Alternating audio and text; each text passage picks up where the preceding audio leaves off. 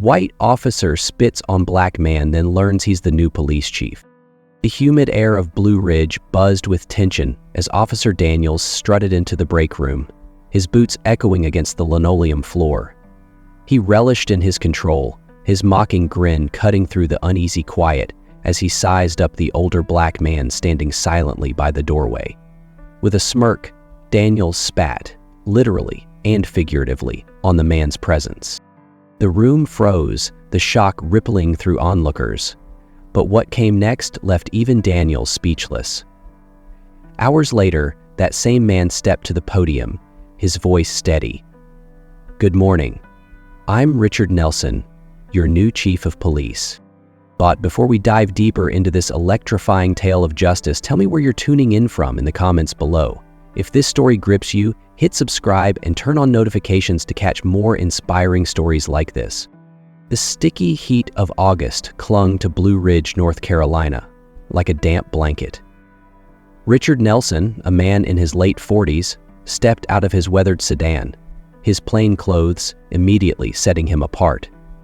A faded plaid shirt hung loosely over his lean frame, tucked into worn jeans, and scuffed sneakers completed the look. He was no stranger to hard work. The calluses on his hands and the silver streaking his close-cropped hair told stories of years spent fighting battles most men couldn't stomach.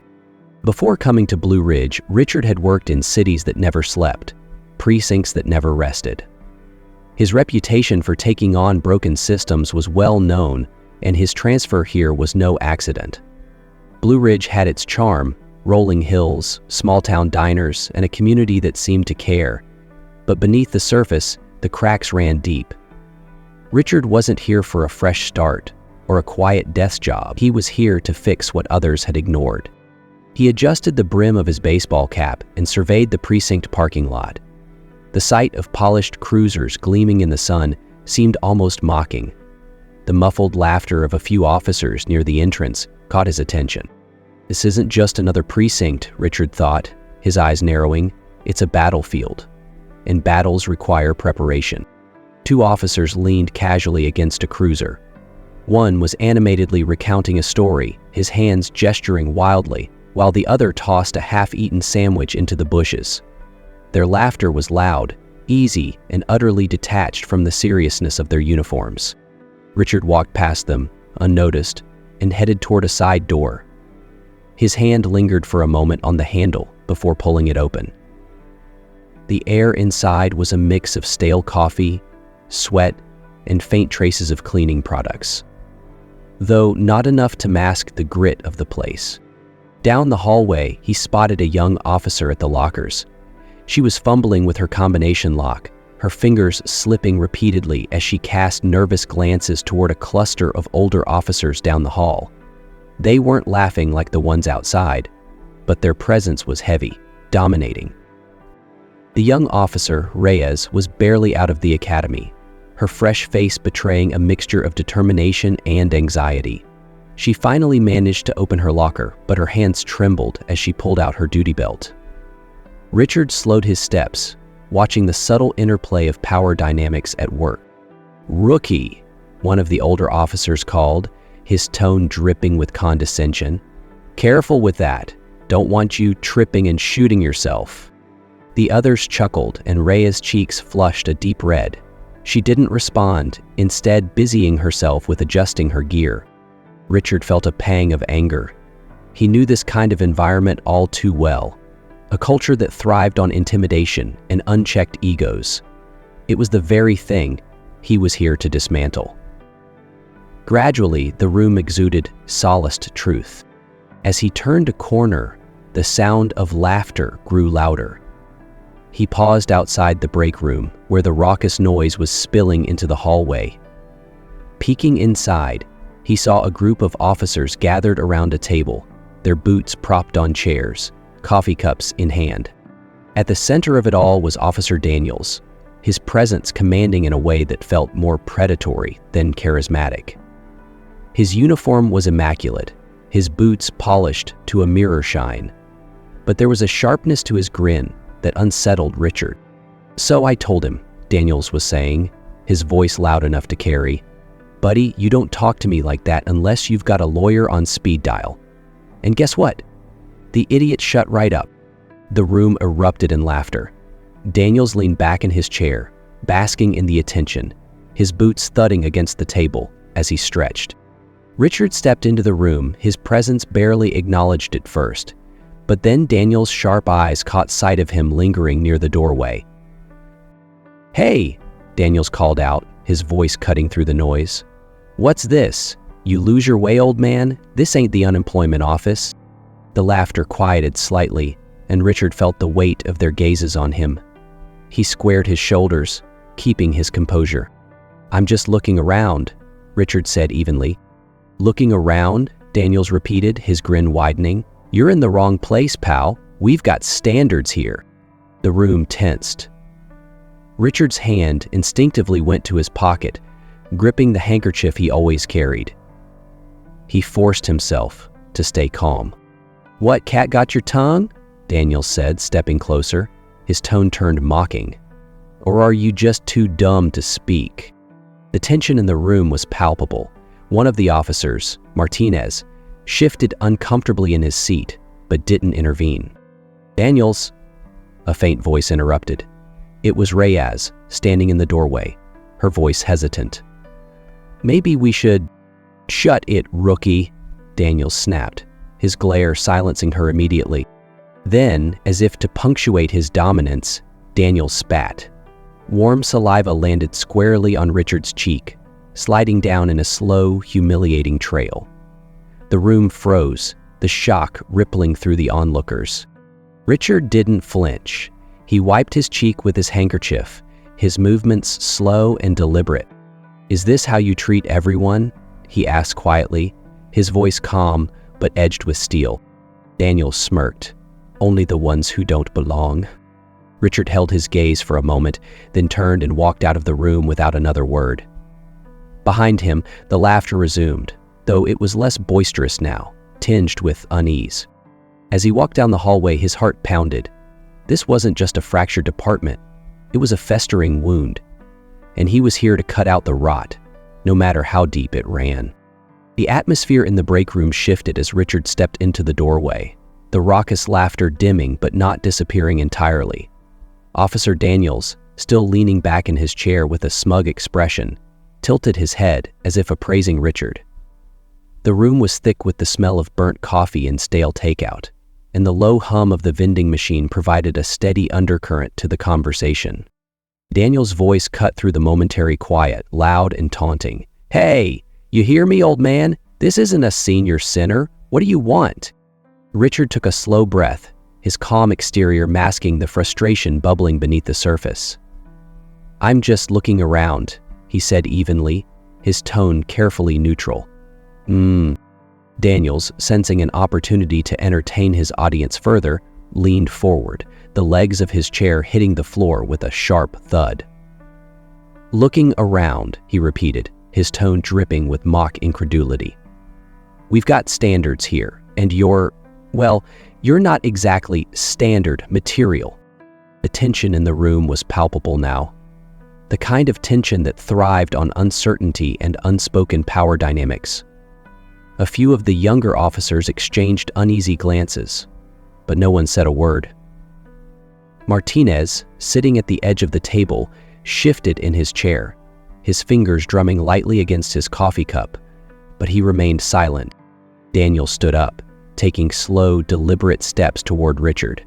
His movements were unhurried, calculated, each step designed to assert his dominance. He stopped a few feet away, close enough for the room to feel smaller, more claustrophobic.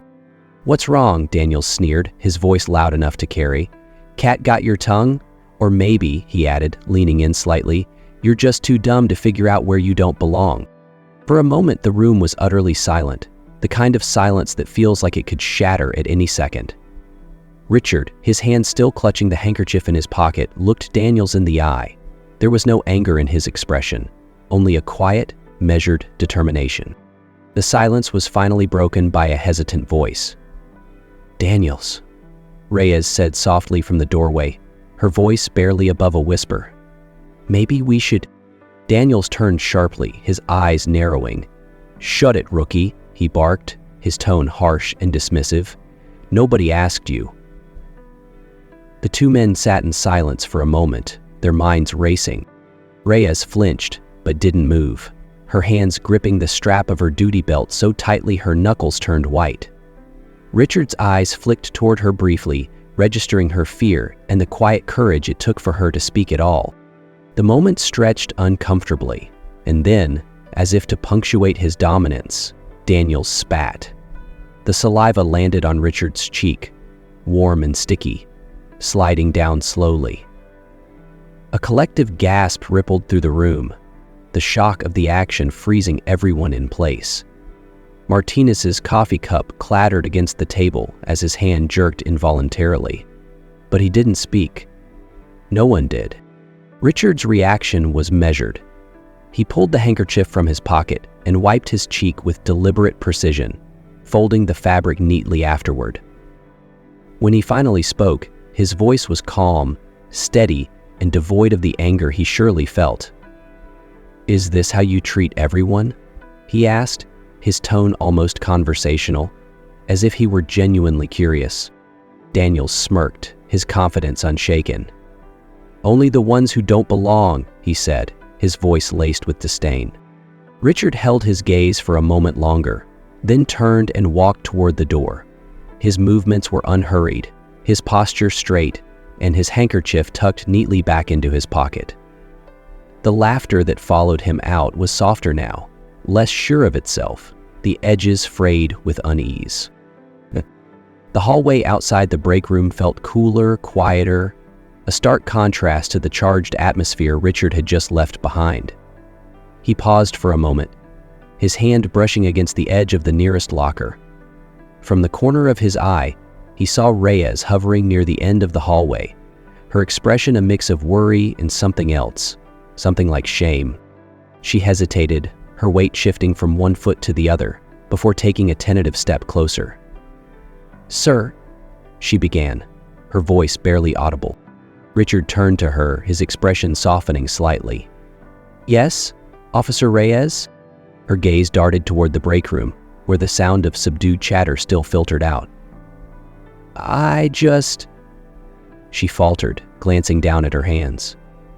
"I'm sorry for what happened in there." "It's not your fault," Richard said gently, his voice steady, "but thank you." Reyes looked up at him, her eyes wide with a mixture of relief and determination. "It's not right," she said, her words coming out in a rush. "The way he talks to people, the way he acts, it's not right." "No, it's not," Richard agreed. He studied her for a moment, noting the tension in her shoulders, the way she kept glancing back toward the break room. "But change doesn't come easy, Reyes. It takes time, and people willing to speak up." Her brow furrowed and she nodded slowly, the weight of his words settling on her. "Yes, sir," she said finally. Richard gave her a small, encouraging nod before turning and walking away, his footsteps echoing softly down the hallway. Behind him, Reyes stood rooted to the spot, her expression thoughtful as she watched him go. Back in the break room, the atmosphere had shifted. The officers were quieter now, their earlier laughter replaced by murmured conversations. Daniels had retaken his seat at the table, his expression unreadable as he sipped his coffee. Martinez glanced toward the doorway, his brow furrowed, but he didn't say anything. "What's the big deal?" Daniels said finally, his voice breaking the uneasy silence. "Guy's probably just another pencil pusher, here to make himself feel important." Brooks, sitting across from him, chuckled nervously but didn't respond. The others avoided meeting Daniels' eyes, their earlier camaraderie fraying under the weight of what had just happened. "Relax," Daniels added, leaning back in his chair again. "He won't last a month here. Guys like that never do." But even as he spoke, there was a flicker of uncertainty in his eyes, a shadow of doubt that hadn't been there before. The precinct's briefing room buzzed with low chatter as officers filtered in, filling seats and leaning against walls.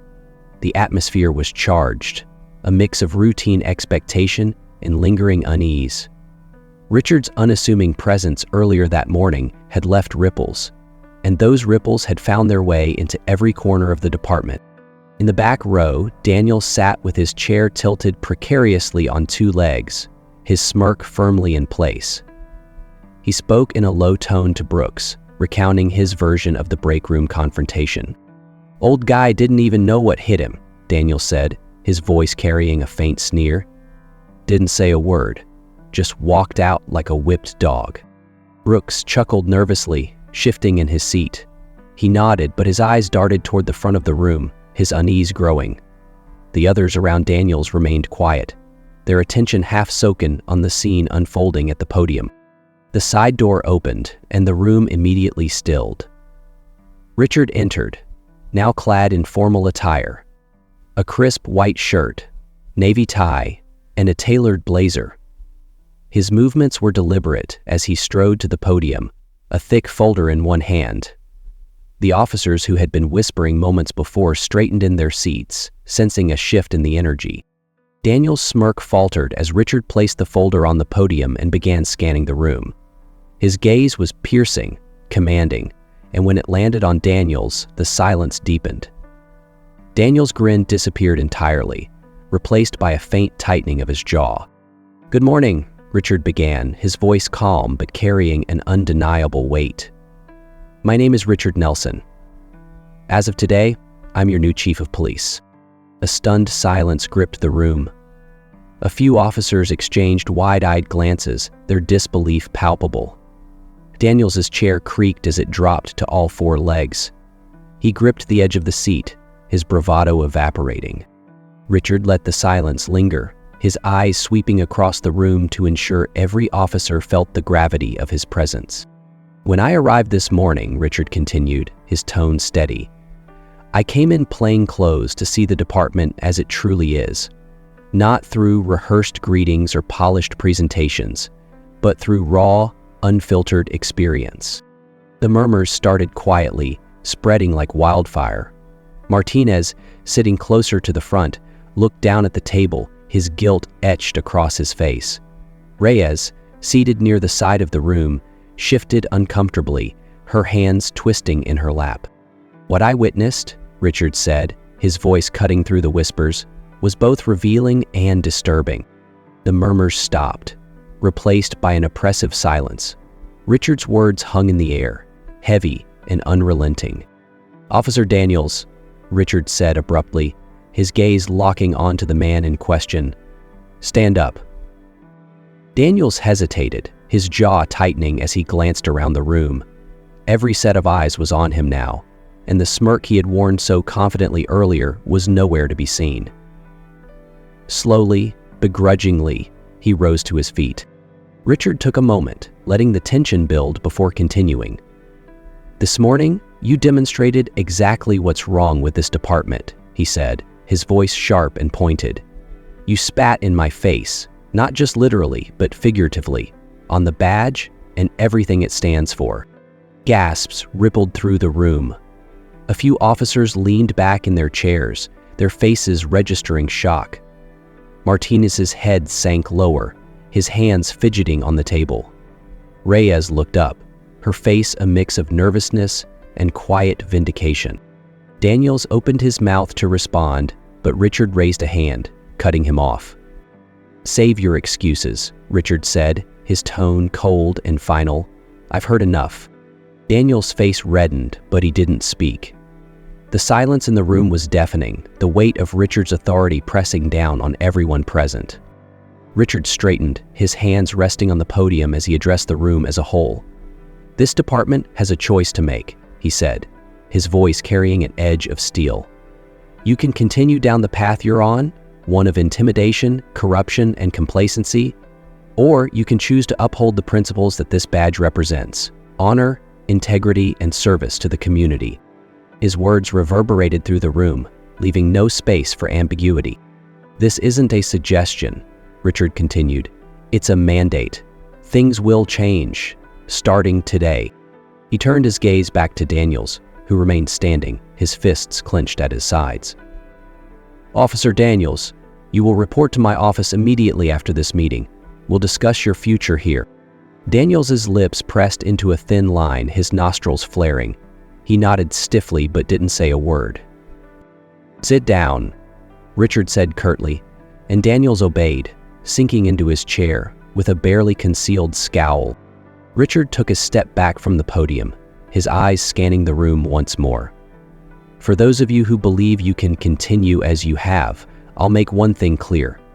I will root out every ounce of misconduct, every shred of corruption, and if that means tearing this department down to rebuild it, so be it." The room remained silent, the weight of Richard's words sinking in. Even the most skeptical officers couldn't deny the intensity of his presence, the unwavering conviction in his voice. "Dismissed," Richard said finally, his tone leaving no room for argument. The officers began to file out, their movements subdued, their usual chatter replaced by an uneasy quiet. Martinez lingered for a moment, his expression conflicted, before following the others out. Reyes hesitated by the door, glancing back at Richard. Their eyes met briefly, and she gave him a small, hesitant nod before leaving. As the room emptied, Richard remained at the podium, his hands resting on the edges as he stared out at the now vacant seats. His resolve was unwavering, but he knew this was only the beginning. The battle ahead would be long and grueling, but he was ready. Behind him, the folder sat unopened, its contents a roadmap for the fight to come. Over the next few weeks, Richard immersed himself in the labyrinthine history of the precinct. The files stacked on his desk told a story of negligence, misconduct, and a culture of silence. At first glance, the records seemed routine: misdemeanor reports, internal reviews, and personnel files. But as Richard read between the lines, a pattern began to emerge.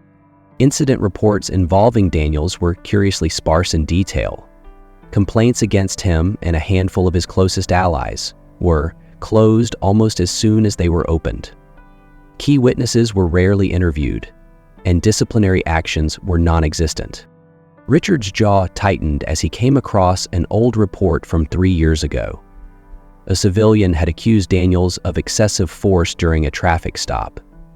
The man's statement included vivid details: Daniels slamming him against the hood of his car, shouting obscenities, and threatening to arrest him for resisting. But the case had been dismissed due to insufficient evidence. The investigating officer, Stenton, it wasn't just the past that troubled Richard. Whispers from the current staff painted an equally grim picture.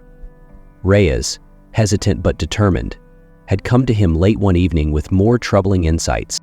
"Daniels and his guys," she had said, her voice low and cautious. "They run the place. People are scared of them. They get away with everything because they've been here forever, and no one wants to cross them." Her words hung heavy in the air as Richard thanked her, promising to protect her anonymity. Armed with this knowledge, Richard decided it was time to confront the resistance head-on. The tension in Captain Harris's office was almost tangible.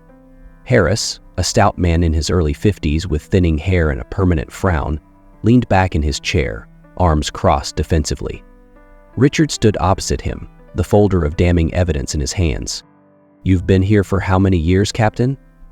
Richard asked, his tone deceptively calm. 25, Harris replied, his voice gruff.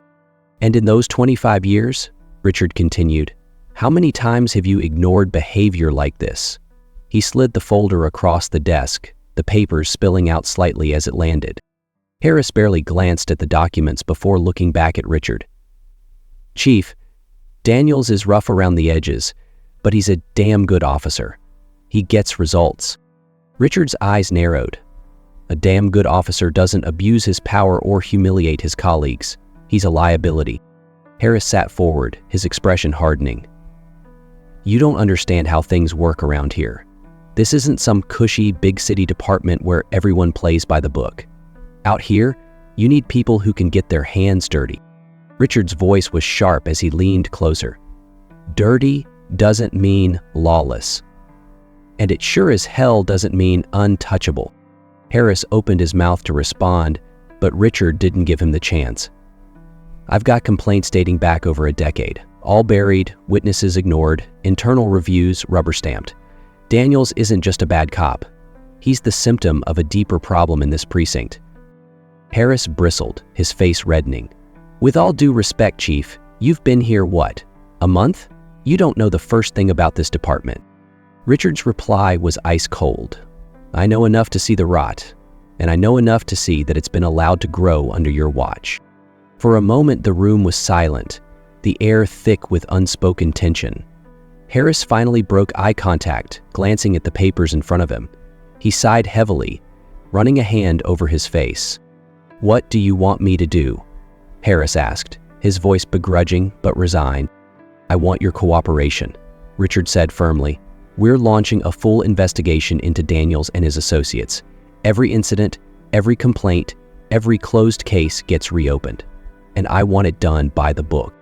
Harris hesitated, his skepticism still evident. "You really think this is going to change anything?" Richard straightened, his expression resolute. "It already has." The investigation was grueling. Richard assembled a small, trusted team to comb through the records, interviewing officers and community members alike. The deeper they dug, the worse it became. Daniels and his group had created an environment of fear and intimidation, both inside and outside the precinct. Martinez, who had been visibly uneasy during the earlier confrontation in the briefing room, eventually cracked under the pressure of a direct interview. He admitted to witnessing Daniels tampering with evidence in a narcotics case last year, but claimed he had been too afraid to report it. "I didn't know what else to do," Martinez confessed, his voice shaking. "If I said anything, they'd turn on me. They always do." Richard's expression softened slightly as he nodded. "You're doing the right thing now, Martinez. This is how it starts, by speaking up." Reyes, too, became a valuable ally. She provided a detailed account of her own experiences, including the harassment she had endured since joining the department. Her bravery inspired a handful of other younger officers to come forward, each story painting a clearer picture of the toxic culture Daniels had fostered. But not everyone was eager to help. Stanton and Brooks closed ranks around Daniels, refusing to cooperate. Their silence only confirmed what Richard already knew. The rot ran deep, and it wouldn't be eradicated without a fight. One late night, as Richard reviewed the growing mountain of evidence in his office, a knock at the door interrupted his focus. It was Harris. "I've been thinking," Harris said gruffly, stepping inside without waiting for an invitation. Richard gestured for him to sit, though Harris remained standing. "You were right," Harris admitted reluctantly. "About the rot. About Daniels. I should have seen it sooner." Richard regarded him carefully. "Acknowledging it is the first step," he said. "Now we fix it." Harris nodded slowly, his shoulders sagging under the weight of the admission. "I'll do what I can," he said, before leaving the office. As the door clicked shut, Richard leaned back in his chair, his resolve stronger than ever. The fight was far from over, but for the first time, the tide was turning. Change was coming to Blue Ridge, whether the department was ready for it or not. The precinct parking lot was shrouded in darkness, save for the dim glow of a flickering streetlight. It was late, long past the time most officers had gone home. Richard approached his car, his briefcase in one hand, and his mind preoccupied with the latest developments in the investigation. As he drew closer, the faint metallic gleam of something etched into his car's side caught his eye. He froze, his eyes narrowing. Someone had taken a sharp object to the paint, carving deep, jagged letters into the driver's side door. The words were crude and unmistakable. "Go back to where you came from." He raised the arm to show the finder more clearly. Richard stood still for a moment, letting the weight of the message sink in. He exhaled slowly, then crouched to inspect the damage more closely. The scratches were fresh, the edges raw and uneven. Whoever had done this hadn't bothered to hide their intent. Reaching into his pocket, Richard pulled out his phone and began taking photos. He moved methodically, capturing the damage from every angle. His face remained impassive, his emotions tightly controlled. There was no point in reacting publicly. Not yet. Once he finished, he straightened and scanned the empty parking lot. The shadows seemed heavier than usual. the air thick with the quiet threat of something unseen. But Richard didn't waver. He simply got into his car, started the engine, and drove home. The next evening, the precinct hummed with activity as officers filed reports, answered calls, and navigated the chaos of a busy night shift. Behind the closed door of his office, Richard sifted through a stack of statements, his focus unbroken despite the noise outside. A hesitant knock broke his concentration. He looked up to see Officer Reyes standing in the doorway, her expression tense. Mullenstein said, "Come in," Richard said, gesturing to the chair across from him. Reyes stepped inside, closing the door quietly behind her. She hesitated for a moment, her hands clasping and unclasping in her lap as she sat down. "Chief, I need to tell you something."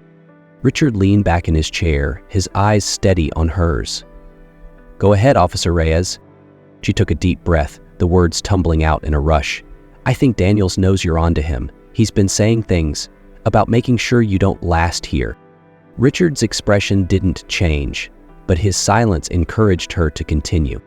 Reyes glanced down, her voice dropping to a near whisper. "He doesn't say it outright, but he makes comments. Stuff about how people who don't belong don't stick around. And after what happened with your car..." She trailed off, her eyes darting to the file on Richard's desk as if afraid to meet his gaze. Richard nodded slowly, his voice calm and measured. "Thank you for telling me." Reyes looked up, her face a mixture of fear and determination. "Chief, I'm worried. Daniels has friends, and they're not afraid to play dirty. I don't want something worse to happen to you or anyone else." Richard allowed a small, reassuring smile to cross his face. "Let him try," he said evenly. "This isn't my first fight, Officer Reyes, and I didn't come here to back down." Murphy glared at him, and Richard said something to Reyes out of his mind. Staring upward, Richard guided himself through the training. Reyes seemed to relax slightly, though the tension in her shoulders remained. "What do you want me to do?" she asked after a pause. "For now, stay vigilant," Richard replied. "Keep doing your job, and if you hear anything concrete, come straight to me. We'll handle this the right way." Reyes nodded, her resolve solidifying. "Yes, sir." She stood, hesitating briefly before adding, "Be careful, Chief."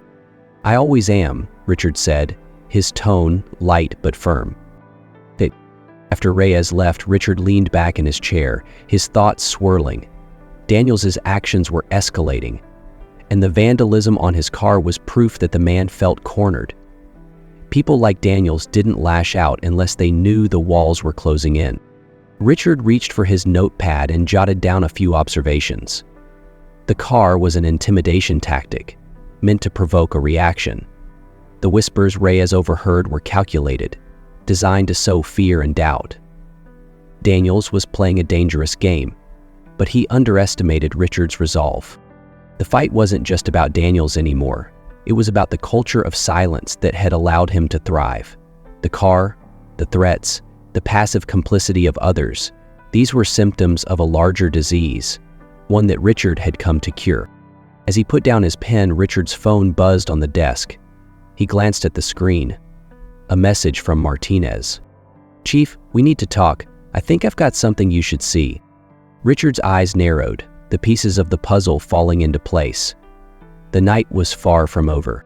The local event hall buzzed with nervous energy, the air thick with the tension of unspoken grievances. Folding chairs were arranged in tight rows, most of them filled with residents whose faces reflected a mix of frustration, skepticism, and anger. At the front of the room, a wooden podium stood under the harsh glare of fluorescent lights, its simplicity at odds with the weight of the conversation about to take place. Richard stood to the side of the podium, his posture straight and composed, though his eyes scanned the room carefully. He didn't miss the whispered exchanges among the crowd, or the way certain individuals glared with crossed arms. These were people who had been let down too many times, and he understood their wariness. When a community leader introduced him, the murmurs quieted, replaced by a silence heavy with expectation. Richard stepped forward, gripping the edges of the podium, and let his gaze sweep over the audience before he spoke. "Good evening," he began, his voice steady but firm. "I won't waste your time with pleasantries. I'm here to listen to you, and I'm here to speak plainly about the challenges we're facing as a department and as a community." A ripple of murmurs ran through the crowd, a mixture of curiosity and doubt. A man near the center of the room stood abruptly, his voice carrying over the audience. "Why should we trust you, Chief? You're just another suit making promises. We've heard it all before." There were nods and scattered applause at his words, emboldening others. A woman chimed in, her tone sharp. "All we see are cruisers patrolling like this is a war zone. But where are you when we need real help? Where were you when my son was harassed?" Pearl's words trailed off into action, including the employees going out to search the house. Richard held up his hand, his calm demeanor cutting through the rising anger. "You're right to ask those questions," he said. "You're right to demand answers. Trust isn't given, it's earned. And I won't stand here and ask you to trust me overnight." He paused, letting the weight of his words settle over the room. "What I will do is tell you this. The behavior that has driven this community apart, the abuse of power, the lack of accountability, the culture of fear, it will not be tolerated under my watch. Not anymore." The room was quiet for a beat, the sincerity in Richard's tone tempering some of the anger. Then, from the back of the hall, a low mutter broke the silence. "Big words for a man who doesn't understand how things really work," came Daniel's voice, laced with mockery. The comment was quiet enough to be meant for himself, but loud enough for others to hear. A few heads turned toward him, curiosity and unease spreading through the crowd. Richard's sharp ears caught it, and he turned his head in Daniel's direction. His expression hardened, his voice slicing through the murmurs. "Do you have something to add, Officer Daniels?" The room went still. All eyes shifted toward Daniels, whose smirk faltered as he realized he'd been called out. For a moment, he seemed to consider responding, his jaw tightening as his eyes met Richard's. But the silence of the crowd, the weight of the moment, and the chief's unyielding gaze left him exposed. Finally, with a muttered curse, he pushed back his chair and stormed out of the hall, his boots echoing loudly against the wooden floor. The audience's attention snapped back to Richard, whose composure remained intact. "That," Richard said, his voice calm but resonant, "is the kind of behavior I've been working to root out. And I'll continue to root it out until this department reflects the values it's supposed to stand for." There was a shift in the energy of the room.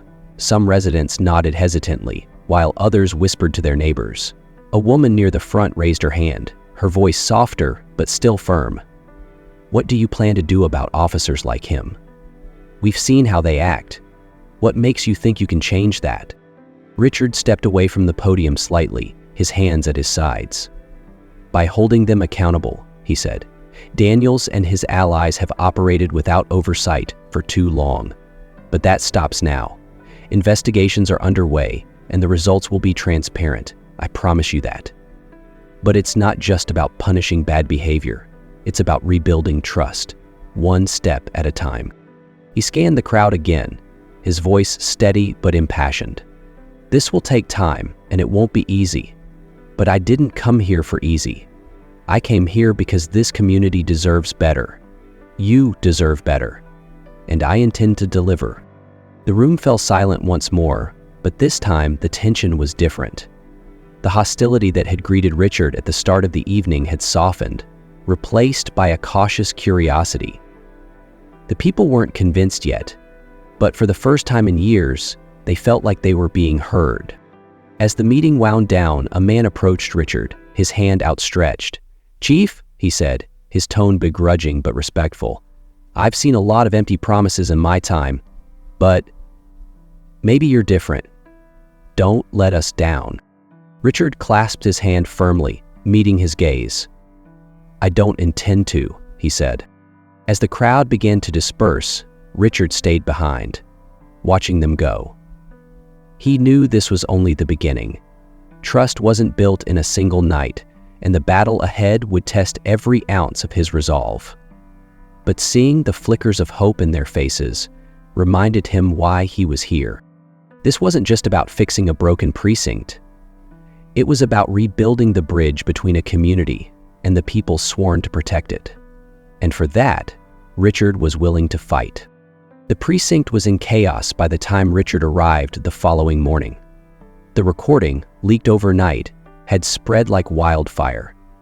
The local news outlets played the tape on a loop, and the damning conversation between Daniels and Officer Brooks was impossible to ignore. Daniels' voice was unmistakable on the recording, arrogant, mocking, and dripping with malice. "Nelson won't last, we'll make sure of it. Couple of accidents in the field, maybe get the union involved to put pressure on him. He'll tuck his tail and leave, just like the rest of them." Brooks had been less vocal but complicit, laughing along and offering vague suggestions. "Might want to pull some strings with Harris too. You know he's not a fan of the chief's whole reform thing." The fallout was immediate. By dawn, community leaders were demanding action. News crews were stationed outside the precinct, and officers were avoiding eye contact as they hurried through the hallways. The toxic culture Richard had been fighting to expose was now laid bare for everyone to see. Inside the briefing room, Richard called an emergency meeting. The tension was palpable as the officers filed in, the weight of the situation evident on their faces. Daniels entered last, his usual swagger replaced by a rigid, defiant posture. He avoided Richard's gaze, choosing instead to sit near the back of the room with Brooks and Stanton. Richard stood at the podium, his expression unreadable. As the last few officers took their seats, he allowed a brief silence to settle over the room, letting the gravity of the moment sink in. "This isn't about one man's actions," Richard began, his voice calm but firm. "This is about a culture of silence and complicity, a culture that has poisoned this department and eroded the trust of the community we're sworn to serve." His words hung in the air, unchallenged. Even the most skeptical officers couldn't deny the truth of what he was saying. Richard's gaze swept the room, lingering briefly on Daniels, whose jaw tightened visibly. "This ends now," Richard continued. "This department will no longer tolerate behavior that undermines its integrity, and we will not protect those who believe they're above accountability." Suddenly, the noise of the deployment spiked to a high level. Richard shouted in shrieks of fright. He turned his attention directly to Daniels. "Officer Daniels, stand up." Daniels hesitated, his eyes darting around the room as if searching for an ally. When no one moved to support him, he pushed back his chair and rose slowly, his face a mask of barely concealed fury. "The recording speaks for itself," Richard said, his tone unyielding. "You conspired to undermine this department's leadership and its mission to serve the community. Your actions have not only jeopardized your career, but have further damaged the fragile trust we've been working to rebuild." Daniels opened his mouth to speak, but Richard held up a hand, silencing him. "You'll have your chance to appeal, but let me be clear. This department will not shield you from the consequences of your actions." A few seconds later, Daniels replied with a threat in his voice. Gasps rippled through the room as Richard turned to address the rest of the officers. "Daniels is formally dismissed from his position, effective immediately." Daniels' face turned crimson as he shouted, "You can't do this. This is a witch hunt, and you're nothing but a glorified pencil pusher playing at being a cop."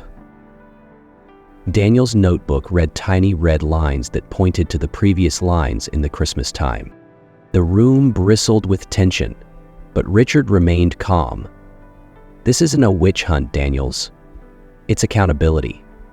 You chose this path, and now you'll face the consequences." Daniels' protests were cut short as two internal affairs officers entered the room to escort him out. The tension broke slightly as murmurs spread through the gathered officers. Stanton and Brooks exchanged nervous glances but remained silent.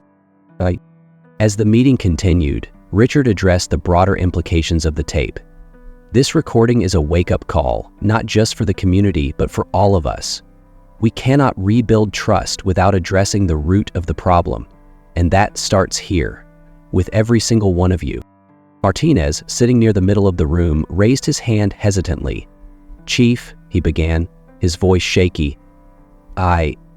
He stopped, visibly struggling with his words. Richard nodded encouragingly. Go on. Her mouth Martinez took a deep breath. I've been part of the problem. I didn't speak up when I should have. I stayed quiet because I was scared. But I can't keep doing this. I can't live with it anymore. The room was silent as Martinez stood. I'm resigning, effective immediately. It's the least I can do, Feely replied. Nowadays, Richard's expression softened. Martinez, it takes courage to admit what you just did. Thank you for being honest. I hope you find a way to make things right moving forward. As Martinez left the room, Richard turned his attention to Reyes, who was seated near the front. Officer Reyes, he said, his tone more hopeful. You've shown incredible integrity throughout this process. I'd like you to take on a leadership role as we rebuild this department. Reyes' eyes widened, but she nodded firmly. Thank you, Chief. I'll do my best. By the time the meeting ended, the atmosphere in the room had shifted. The officers who remained seemed subdued but reflective. Richard knew this was only the beginning of a long journey, but it was a pivotal moment, one that would define the department's future. As he left the briefing room, Richard paused in the hallway, his mind racing. The fight was far from over, but the tide was turning. With people like Reyes stepping up and the worst offenders like Daniels removed, there was finally room for change. And Richard was ready to see it through, no matter how long it took. The precinct bustled with activity, but the atmosphere was vastly different from what Richard had walked into a year ago. The sterile, impersonal vibe that once dominated the space had been replaced with a sense of purpose and camaraderie. Officers moved with quiet confidence, exchanging jokes and stories without the undertone of tension or malice that had once poisoned their interactions. Richard leaned against the wall just outside the main briefing room, observing the scene with a faint smile. A group of recruits, barely a few months into their training, were huddled together, laughing as one of them attempted to recount an awkward encounter during a routine traffic stop. Nearby, Reyes stood with two senior officers, discussing plans for a community outreach program. Her demeanor had shifted entirely in the past year. No longer hesitant or timid, she carried herself with a quiet authority that was unmistakable. The transformation was palpable. The department had undergone an overhaul, not just in policy but in spirit. New recruits brought fresh energy, while seasoned officers who embraced the changes stepped into mentorship roles. Mandatory training sessions on ethics and community relations, coupled with an open-door policy that encouraged transparency, had begun to rebuild the trust that had been shattered over the years. Richard's thoughts were interrupted by a friendly voice. "Chief," Reyes called, approaching him with a clipboard in hand. "The final schedule for the community event just came in. Looks like we're expecting a full house." "Good," Richard said with a nod. "This is what it's all about. Showing them we're here for more than just enforcement. We're part of this community." Reyes smiled. "I'll make sure everything's set. And Chief, thanks for believing in us." He returned her smile. "You earned it, Reyes." Later that afternoon, the event hall was filled with the sound of laughter, conversation, and the occasional cry of an excited child. Tables lined the room, covered with flyers, safety tips, and giveaways. Officers mingled with residents, answering questions, handing out stickers to kids, and listening to concerns without defensiveness. It was the kind of scene Richard had envisioned when he first took the job, a department integrated with its community, not standing apart from it. As Richard moved through the crowd, a small voice called out behind him. "Excuse me, mister?" He turned to see a young boy clutching a piece of paper, his wide eyes filled with a mix of shyness and excitement.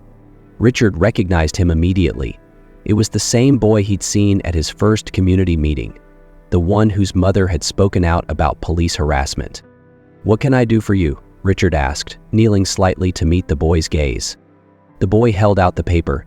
"I made this for you," he said proudly. Richard took the paper and looked at it. The drawing was simple but heartfelt.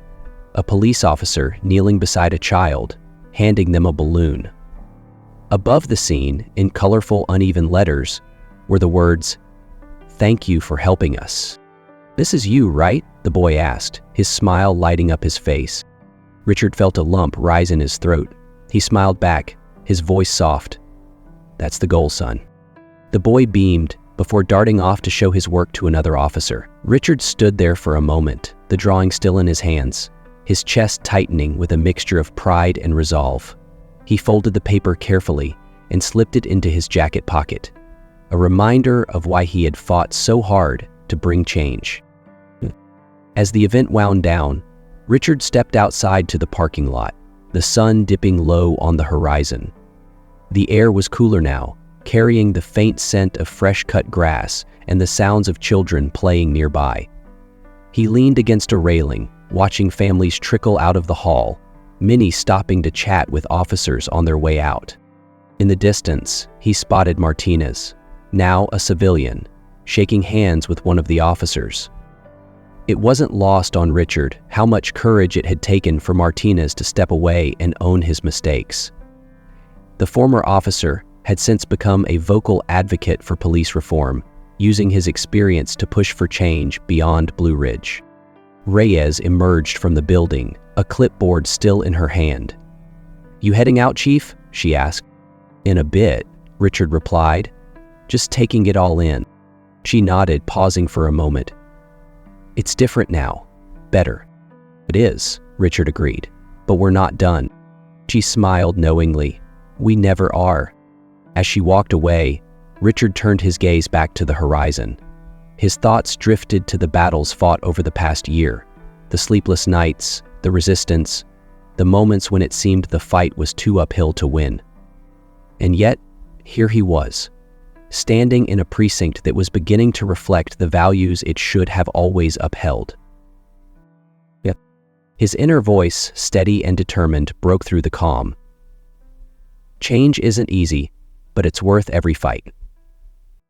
With one last look at the vibrant scene before him, Richard walked to his car.